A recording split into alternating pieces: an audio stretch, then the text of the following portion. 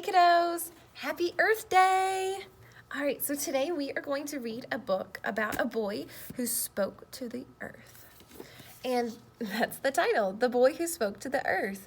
And it is by Chris Burkhardt, and it's illustrated by David McKillen. And some of my favorite things about this book is that it is beautiful. The pictures are awesome, so I really hope that you guys enjoy it too.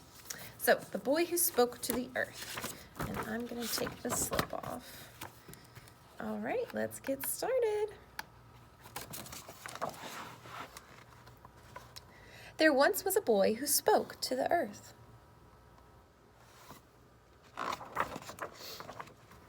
And the earth spoke back.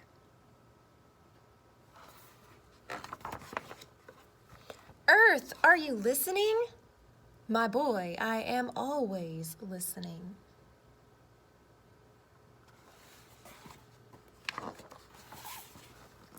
Where can I find happiness? The journey to happiness is difficult, but I can show you the way, said the earth. Are you willing to make the journey? Oh, I am, said the boy, and he meant it. Go to the ocean where waves tower overhead, said the earth. So the boy began to walk.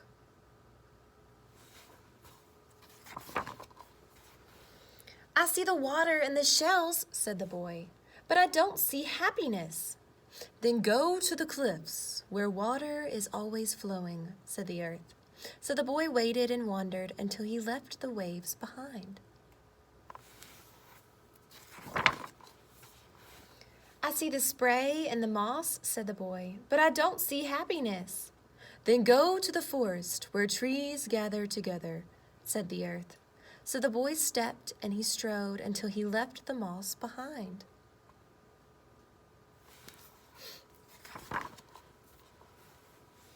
I see the roots and the leaves, said the boy, but I don't see happiness. Then go to the desert where redstone guards the way, said the earth. So the boy hiked and hauled until he left the trees behind.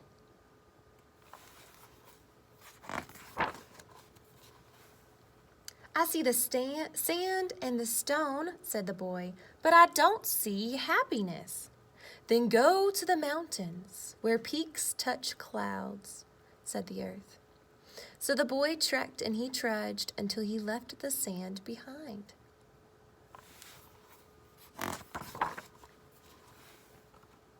I see the rocks and the brush, said the boy, but I don't see happiness.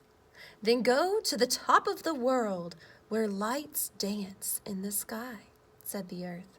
So the boy climbed and he crawled until he left the peaks behind.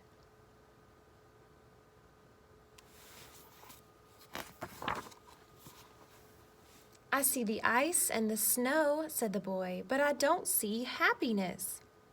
This time, the earth didn't answer.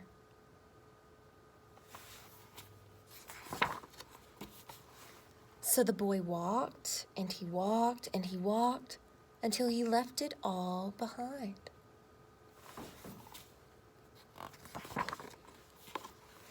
I've traveled so far and I've seen so much, but I still haven't found happiness. Earth, are you listening? Cried the boy.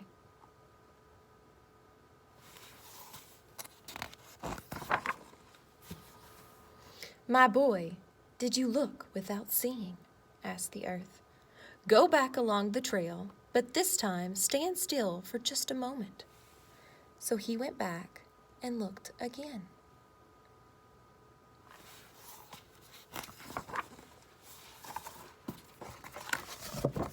Whoops. Look at that beautiful painting.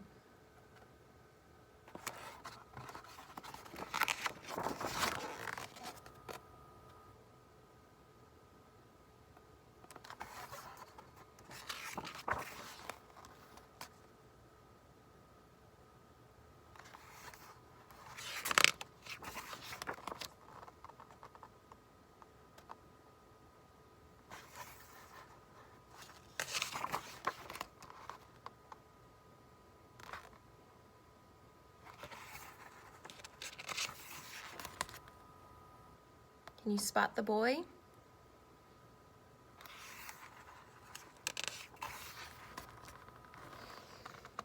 And for the first time, the boy truly saw.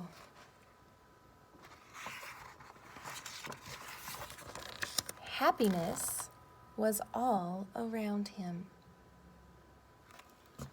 I love that book. Okay, so here is a question for you. It says, if you could speak to the earth, what would you ask? Or what would you say to the earth? So he asked where where was happiness, and happiness was all around him. Earth gave him these beautiful sceneries, the mountains, the waves and the oceans, and he gave him the deserts with all the massive rocks.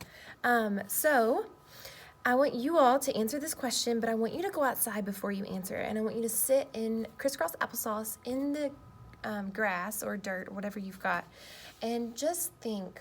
Listen to the birds and the bugs, and then come up with your question that you might ask or the earth, okay?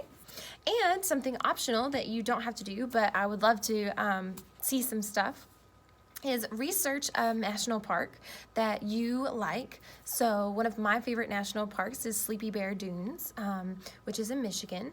I've never been there, but I've always loved it, and I've always wanted to go, so it's on my list.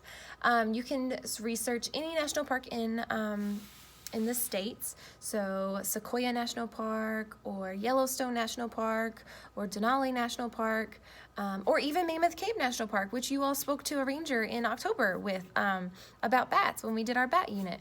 So after you come up with lots of facts when you research, you can talk about what their main attraction is, or how many visitors they get, or what are some of the animals that they have on the park. Come up with a big, nice poster, or maybe you just design a little paper and then send me a picture. Okay, have fun on Earth Day. Bye.